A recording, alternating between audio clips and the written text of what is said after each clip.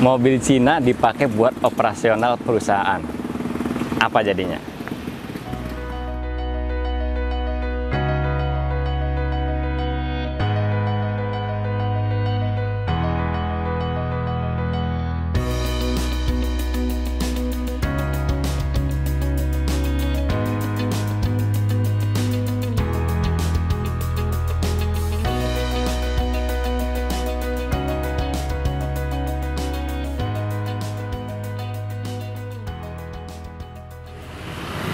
Baik lagi di Prolivo Channel bareng saya Faiz. Kita mau bahas mobil ini. Di depan teman-teman ini Wuling Convero, mobil Cina. Ini mobil kantor kami. Udah dipakai selama 1 tahun di 2 PT, PT Globalindo Prima Sukses dan PT Robotech Prima Sukses. Jadi mobil ini dipakai kalau nggak sama teknisinya PT Robotech atau sama kurirnya Globalindo. Jadi untuk teknisi maupun untuk kirim-kirim barang. Nah, jadi bukan saya yang pakai. Kita mau review mobil ini selama setahun. Apa aja permasalahannya, terus kendalanya di mana aja, keluhannya apa aja. Tonton sampai habis.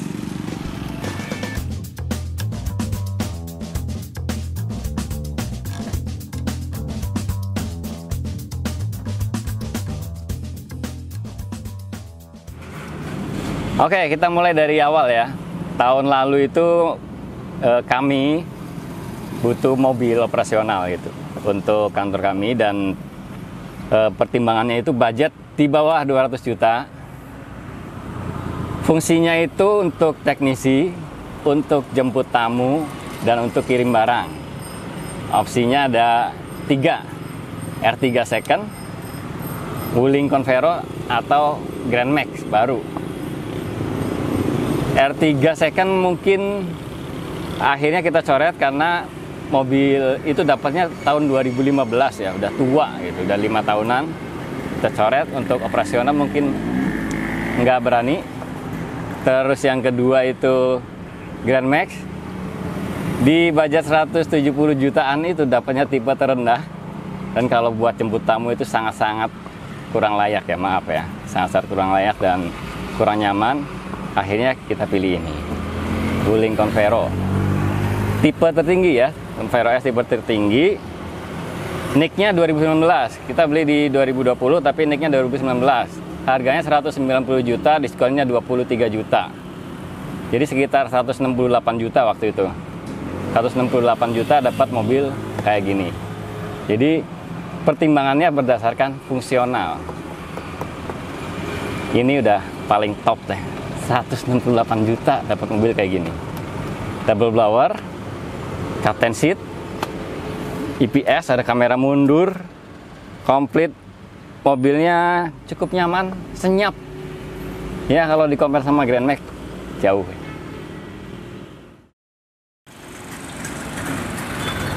Berikutnya perawatan.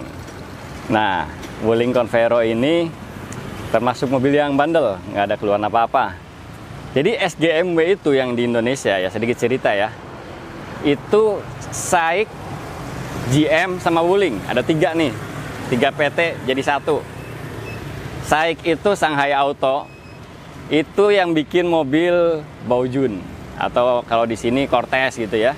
Terus Almas, itu bikinan SAIC. Kalau Convero ini di Cina Wuling Hongguang. Jadi ini yang beneran Wuling nih ya. Yang Cortez sama Almas itu SAIC. SAIC sama Wuling itu punya benang merah yang berbeda. Wuling itu mobil tempur, kalau di sini mungkin Daihatsu gitu ya.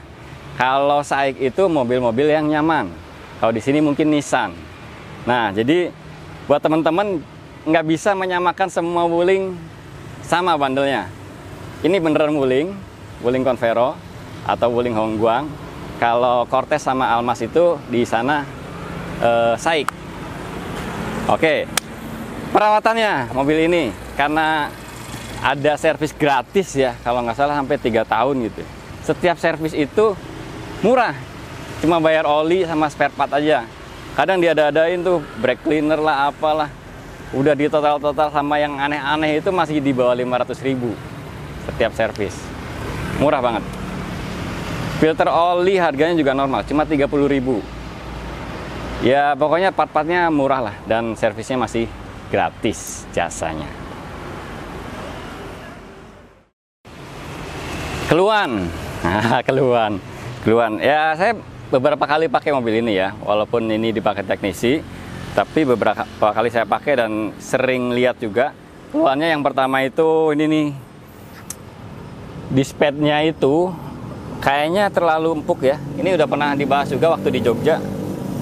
Jadi velg depan kotor terus, padahal sama-sama disc brake depan belakang, tapi yang depan ini selalu kotor terus. Itu yang pertama. Yang kedua, kaca film bawaannya parah sih, parah. Kalau malam itu agak, atau hujan, visibilitasnya agak terganggu buat saya ya. Itu yang kedua. Yang ketiga, sini. Ini keluhan semua pengguna Convero. Sini, masuk. Yang ketiga, ini Wuling Convero ini AC-nya dingin banget. Dan semua ventilasi AC ini nggak ada yang bisa ditutup. Nyala semua. Putaran temperaturnya, walaupun diputar paling hangat gitu, tetap aja dingin. Jadi kalau pengguna Convero keluar kota, terus malam-malam, itu biasanya macam-macam pada ngakalinnya. Ada yang on off gitu kan, matiin AC, nyalain lagi, matiin, nyalain lagi. Itu yang pertama. Ada juga yang lubang kisi-kisi sebelah sini nih ditutup nih pakai boneka. Ditutup pakai boneka. Ada juga. Kalau saya ngakalinnya pakai jaket, pakai sarung tangan. Pakai jaket, pakai sarung tangan. Nyetir mobil pakai sarung tangan, cuy. Kalau keluar kota nih, pakai jaket, pakai sarung tangan. Udah aman. Nah, permasalahannya, mobil ini juga bukan tanpa masalah.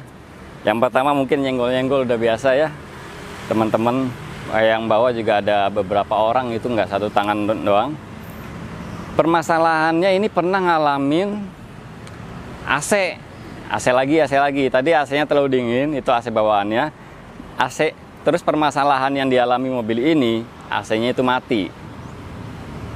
Tapi kadang nyala sendiri, kadang mati lama gitu.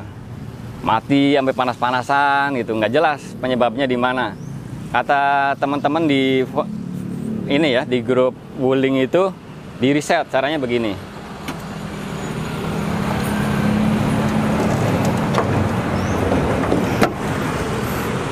Di reset itu sensor intake ini dicabut. Sensor intake ini dicabut. Tadinya ada klipnya nih. Pas saya cabut klipnya hilang, jadi saya pakai kabel tis. Dicabut. Terus di sini ada relay ECU.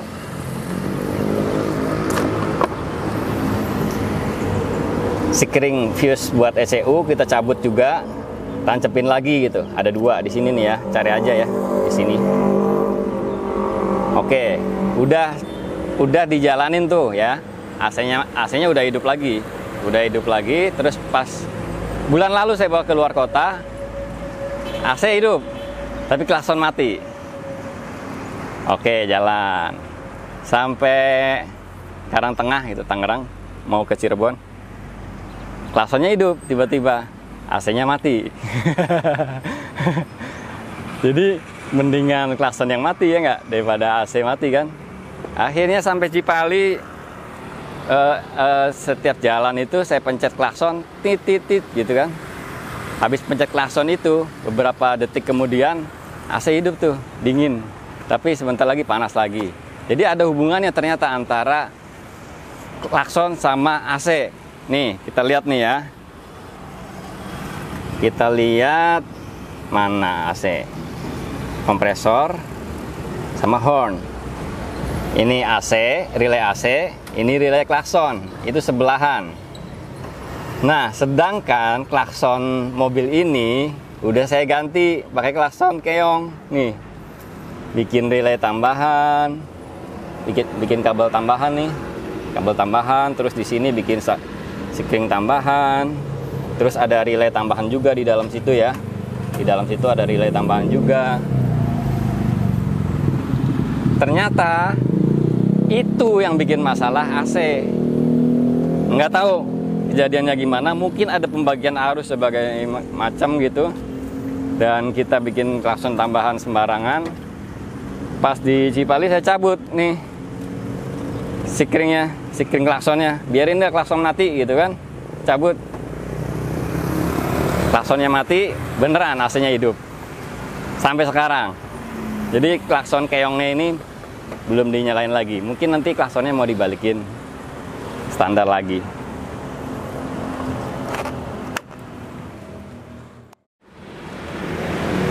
Permasalahan lainnya nggak ada.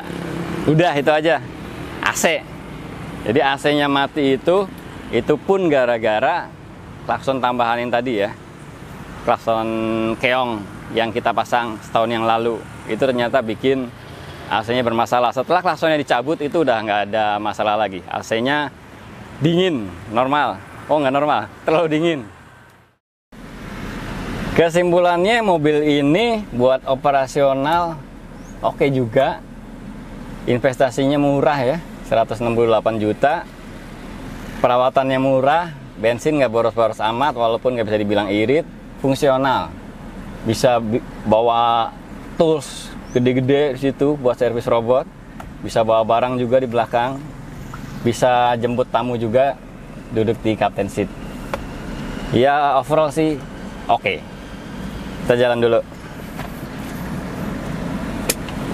Wuling Convero